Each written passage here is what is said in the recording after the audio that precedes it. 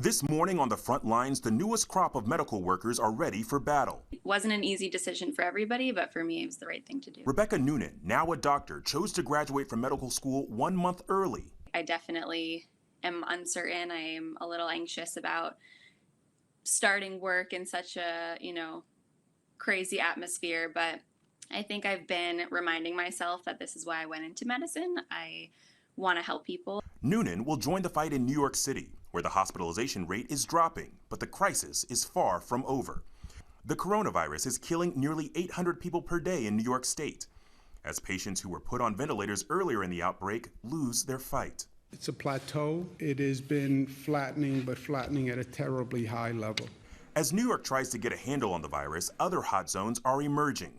In Massachusetts, the number of confirmed cases soaring by 21% over 2 days. And in Pennsylvania, the governor now predicting a surge of cases this week. Several governors have been critical of the federal government's response. In a tweet Sunday, President Trump suggesting the responsibility of reopening the country falls on the states, writing, "Governors, get your state's testing programs and apparatus perfected. Be ready. Big things are happening. No excuses. The federal government is here to help. Also, gear up with face masks." The tweet comes 1 day after a New York Times report said the White House missed crucial signals about the spread of the virus.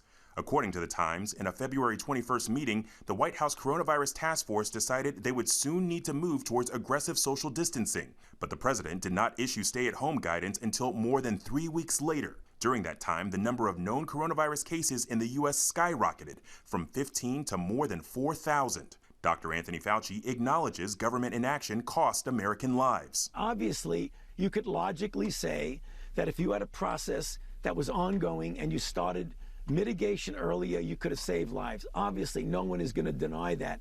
But what goes into those kinds of decisions is complicated. But overnight, the president continued to defend his response, calling the recent reports fake news. The president also retweeted a message critical of Fauci. That message he retweeted ended with the words, "Time to #fire Fauci." In the meantime, the doctors and nurses back on the front lines at this New York hospital are celebrating every patient's recovery, sending each one off to Journey's hit song, "Don't Stop Believing." The White House responded to that New York Times report, saying President Trump took bold action to protect Americans and unleash the full power of the federal government to curb the spread of this virus. Mona.